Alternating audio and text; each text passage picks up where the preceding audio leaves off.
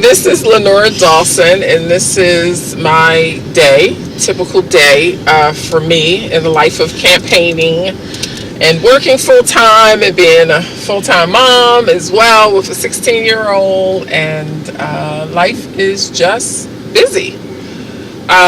So I'm excited, and I am excited to. I gotta go this way? Okay, all right, that's fine.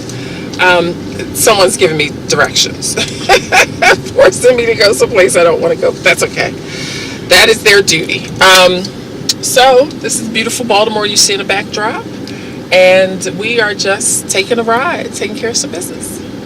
Before I picked up my friend, I actually took a tour of the constellation today.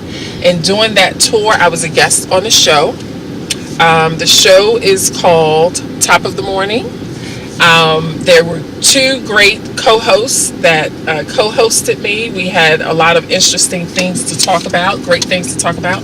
So I'm really excited about that. And we're excited because Lenora Dawson is our guest. Welcome, Lenora, to the Constellation. How do you like this wonderful ship? Thank you. Actually, when I came in, I got a little nostalgic because as a little girl, I remember touring the Constellation. The only difference is now I have to duck from the deck.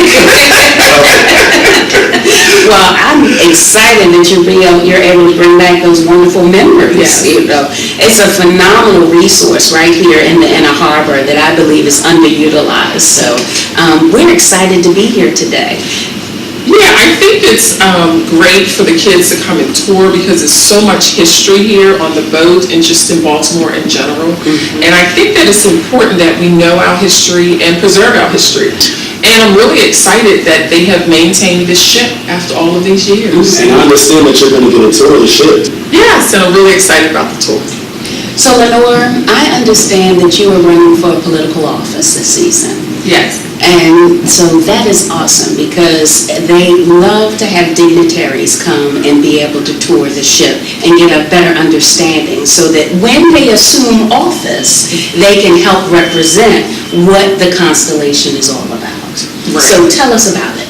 Well, I am actually running for Clerk of the Circuit Court, Baltimore City. It is a citywide race. I'm very excited about the run and looking forward to coming in and doing amazing things administratively. And the cannon just went off. Yes. This is real live. The cannon went off behind us. We just heard it. So don't be scared. It's okay. And that cannon fire was just validation that I'm going to win this race. There we go. I agree with you. I agree. Then we toured the boat, which was a really good and nostalgic experience for me because I remember going on tour as a kid on the Constellation. And back then I could walk below deck and it wasn't a problem, but right now I have to bend over a little bit, so that's a different experience, but that's all good.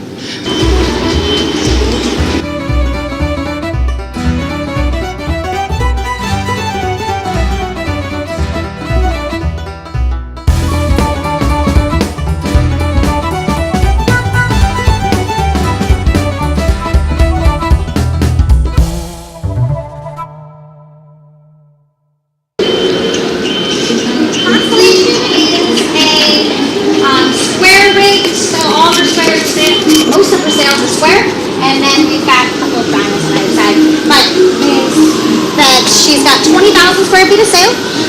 She's got roughly 15 miles of line aboard. And that's how she actually moves. So she's the last all-sail warship ever built by the U.S. Navy. Doesn't have an engine. Will never get an engine. Not part of our story. So she does rely entirely on her sails, which is why she's got an average crew of 320. Oh wow, yes. That's a big crew. It is. It takes somewhere between 120, 140 men just to be able to turn the sails, so that way we can actually go a direction that the wind isn't blowing. You need to be able to do that 24 hours a day, so that's the 320 number starting to seem a little bit more plausible. Our helm here is what actually steers the ship, and one of the things that I always think is interesting, that in movies it's always the captain who stands and steers the ship. The captain has better things to do with his time. Yeah. So it's usually somebody that What? Most of the time you're just standing there, holding place. We're gonna go east, so we're gonna hold it there for a while. So it's usually just somebody person on the crew. You'll have a navigator standing next to them, I don't know where we are, who will tell them, yep, still going east, or we have to change directions because of the wind, or wherever it is they're trying to get to. But the person who's actually steering it doesn't. And you know, I had no idea that it would be this big. Yeah! And because I'm so tall, I'm going to stand next to it just to give people a point of reference. You can touch it. You can actually, yeah. It spins a little bit. Oh, and it spins a little bit. Just a little bit. It's huge. Wow. Keep in mind, the front of the ship is nothing. Oh, okay. So this is actually the back of the ship. It is. You steer So from I the would back. stand on this side. You steer from the back. But would you stand on the other side of the window? Yeah, let me get that. Remember this part of Baltimore? Wow. This is like Yeah, well, that shot's not as good because the sun's behind you. Oh, okay. But the other shot was good. This is wow. It's from here you really get a perspective of the length of the ship. From here, how far that is. No, I mean. So it's typically with timing, so you bring it every half hour. So it midnight, bring it 12:30, so on and so forth. Bring it one more time each time, so it's like $1 and then $2 and $3. Just so that way the crew can tell what time it is, because we're mostly a civil war ship and people don't really care about pocket watches. So that makes sense.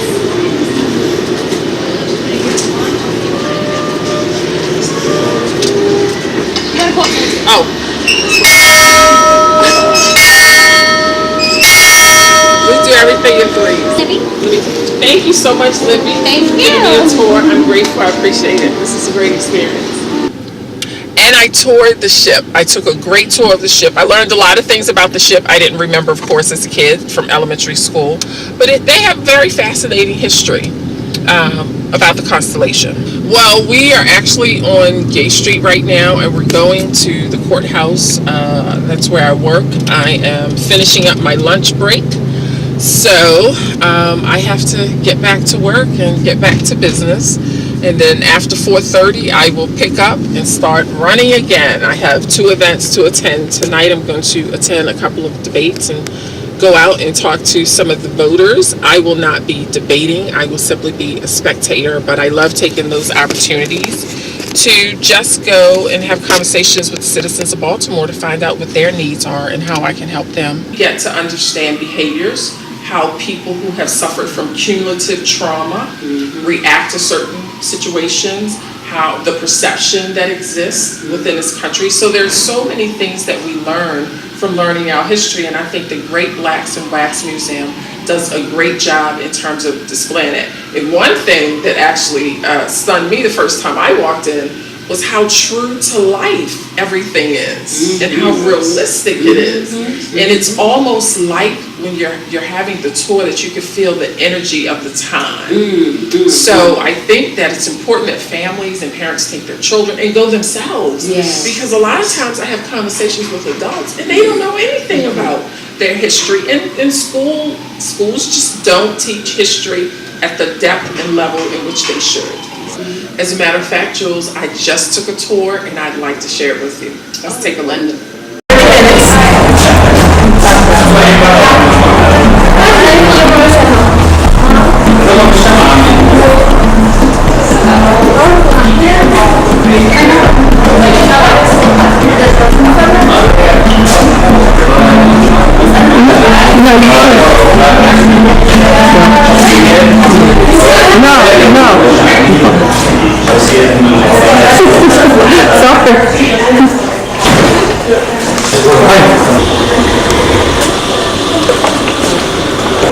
So imagine a 6-year-old child being expected to pick 125 pounds of cotton. But that was how they began to buy the slaves.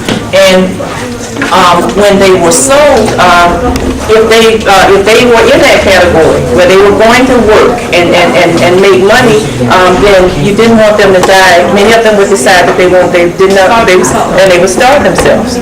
And so if there was a chance that money was to be made, then and those are all true. control of this person, but through fear you got control of everybody else. Now you have a system. And so, again, the purpose of these bills is bringing out fear, actually.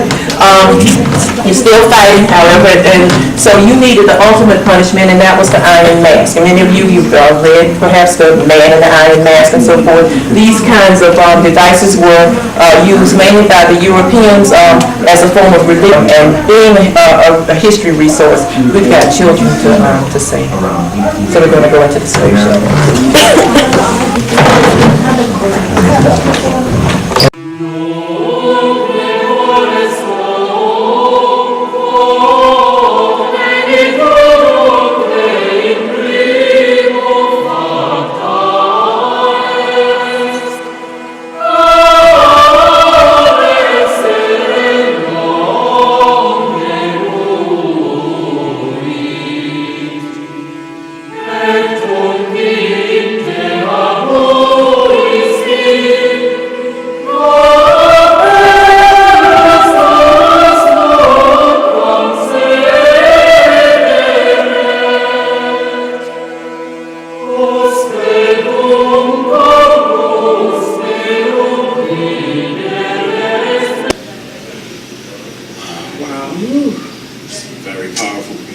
Indeed, and I think that's one of the things that I appreciate about the Great Blacks in Wax Museum is the fact that they tell the truth.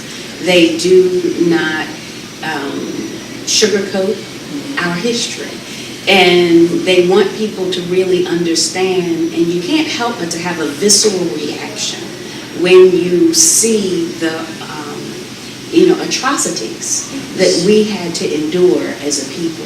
I think so often people want to tell people what they want to do for them, and they don't know what their needs are. So my objective is to meet the needs of the citizens of Baltimore City, and the only way to do that is have an open and honest dialogue about what the problems are.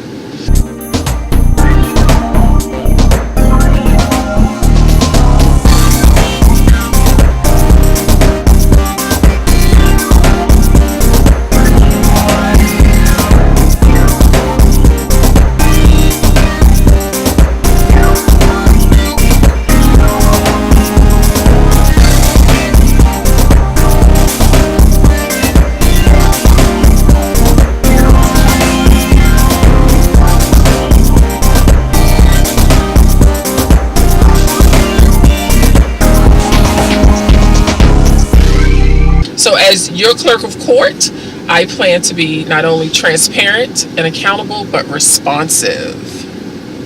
I would like you to introduce yourself first, and then we'll talk about you. Yes, my name is Lenora Dawson, and I'm running for clerk of court, Baltimore City. So, tell me about Lenora Dawson. Well, I am a native Baltimorean, born and raised. I did my undergrad at Morgan State University. I did my graduate work at University of Baltimore. I majored in applied psychology, conflict management, and negotiation. Oh, okay. And I am also a certified mediator.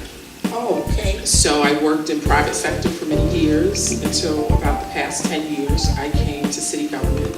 So I am an administrator in Baltimore City Circuit Court. I work for the sheriff's office as the aide to the sheriff. And I own my own small business. I also work with people who are victims of trauma, maltreatment, and neglect in my spare time. That's really my labor of love. That's my part of giving back to the community, as well as a lot of other community work. I previously sat on the board of directors for Advocates for Children and Youth, because I love children, so I think it's important that we advocate for those children. And that's, I guess, just a synopsis of Well, aside from that, we want a little more of the background of you, what kind of things you like to be involved in, what is your hobby? Oh my God, my favorite hobby is reading. I love books. I love to travel, but I also love books. My son, I have a 16-year-old son who's at Polytech. He also loves books. So, and now pastime, I love to travel and to read books. I love to mountain climb and hike. A lot of people don't know that. Yes, I used to also practice Tai Chi and I Okay. used to compete in Kung Fu. So I have a very, I have a very eclectic background in terms of Right, can I see if I?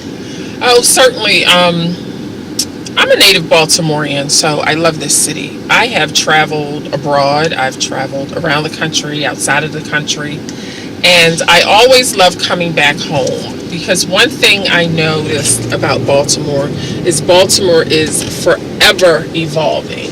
You know, we are always going through some type of evolution. I think for the good. While a lot of people look at us as a problem city and think that we have systemic issues, we have a really great sense of community. And that's the thing I think that keeps me connected to the city. You know, growing up as a little girl, growing up in an environment where community was very important and we worked as a collective body and we took care of each other. We looked out for each other. And some of that still remains. So that gives me hope. That gives me hope in terms of the citizens being more connected and working as a collective body. I think that there's power in compassion and cooperation. I think that this is a clear example of when we work as a collective body, we can accomplish anything. And I think that so often in the society that we deal with the ego and the self so much, that we don't understand that when we actually assist others, we empower ourselves. So I'm excited. I love the story, and I hope that it will catch hold, and people will continue to pay this forward and to understand that I don't have to blow out your candle for mine to blow out. No, that's right. Well, this story reminded me of a conversation I had with my son probably about 6 or 7 months ago. And something came across the television or the news about climate change. And he turned to me and he said, "Mom, the issue is they just really don't care about us." And I said, "Well, what do you mean?" He said, "The people who are making the decisions won't be here. They won't be around. I'll be here, hopefully, and my children. They just don't care about us in the future. Everything is about profit." And my son was 15 at the time when we had this conversation. So I think that a lot of our young children and young people are understanding that they have the power to step up and help to push and promote change. They understand what's at stake more so than some of us in terms of adults, and they care because I think we have children that are more evolved in terms of being more connected to the planet and understanding, and the bottom line is we depend on the planet to sustain our lives. Yes. I mean, that's the beginning and end of the conversation for me. Yes. We need it in order to exist, and to not be responsible and caretakers of the planet for future generations is just totally irresponsible. So this movement, as well as the others with young people, I'm excited about their passion. I'm excited that they understand that as a collective they have such a powerful voice and they can implement change. So I'm watching, I'm excited, I'm supporting, and I am certainly encouraging them to do that work. Yes. Excellent.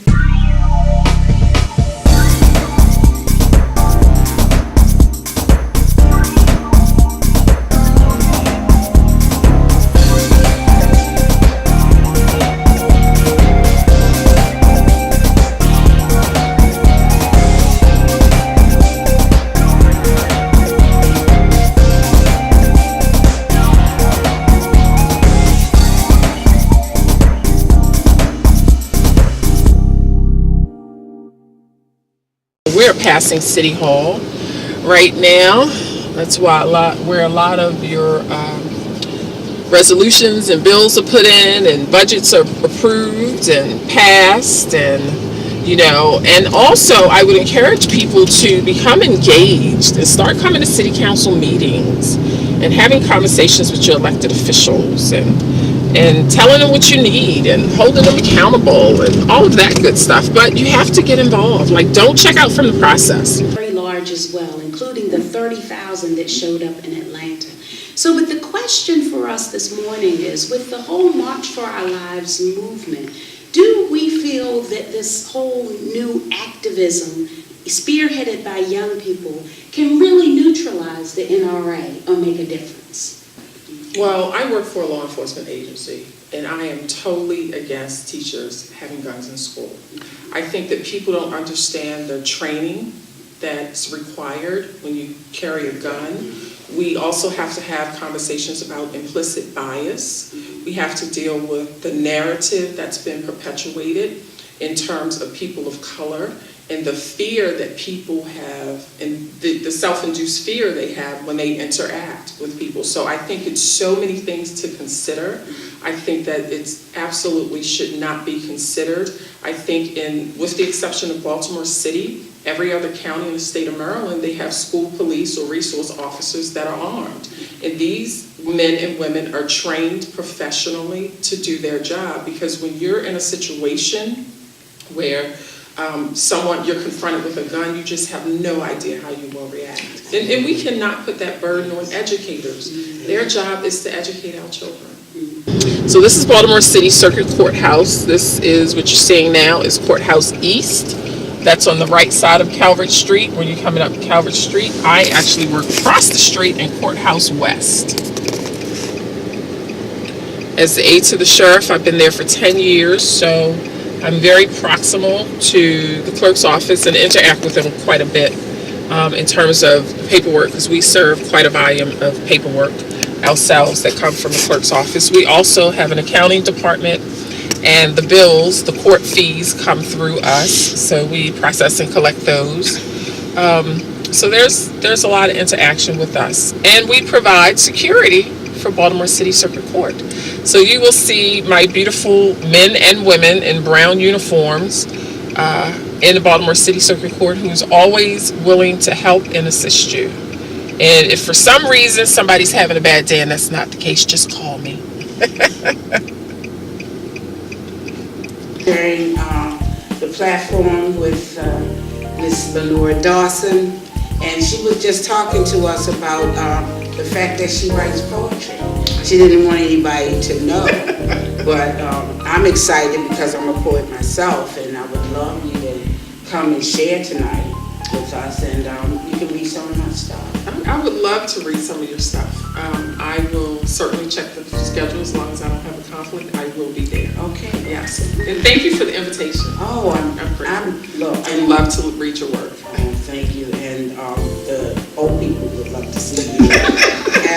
I call them the old people because they know. I want you to share with our audience what your platform is and why do you think that they will want to. Well, first and foremost is I'm a woman of integrity.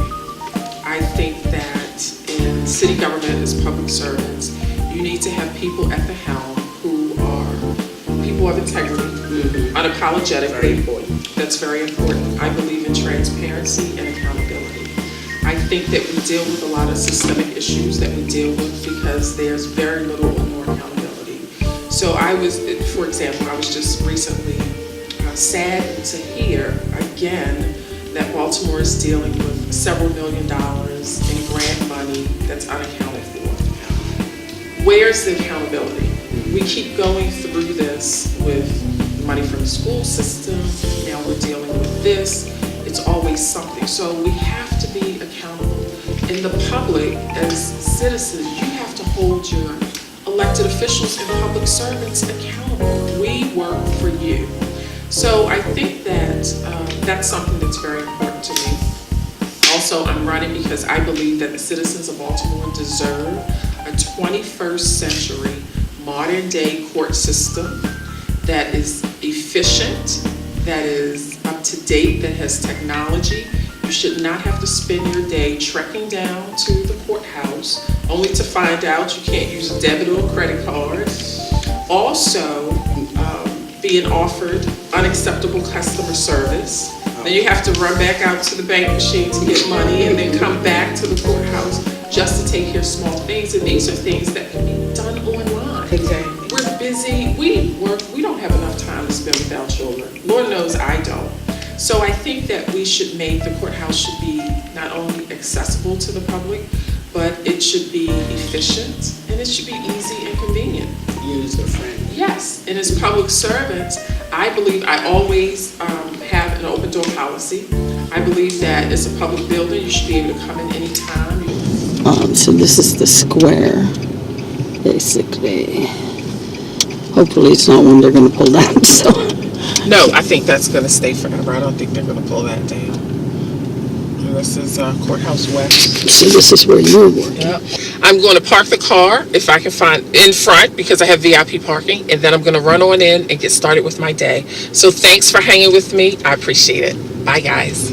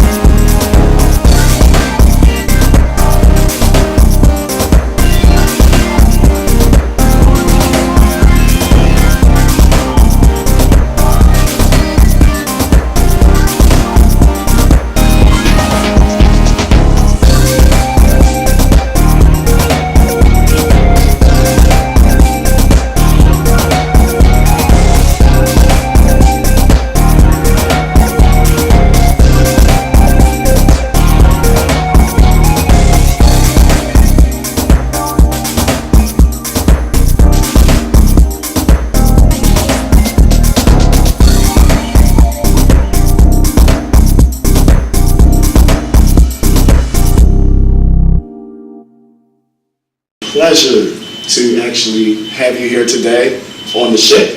And Yes, Thank you. and so we spent this morning talking to Lenora Dawson, and I think we've gotten some wonderful nuggets from Lenora this morning here. We've learned something that probably most people didn't know.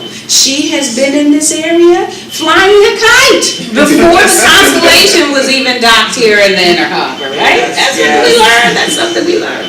So we are grateful for you being with us, Lenora. Thank you so much for having me. I You're most appreciate it. welcome. We wish you well. Thank you. And we look forward to having you come back after the election. Absolutely. All right? All right. You all take care, and please tune in for Top of the Morning.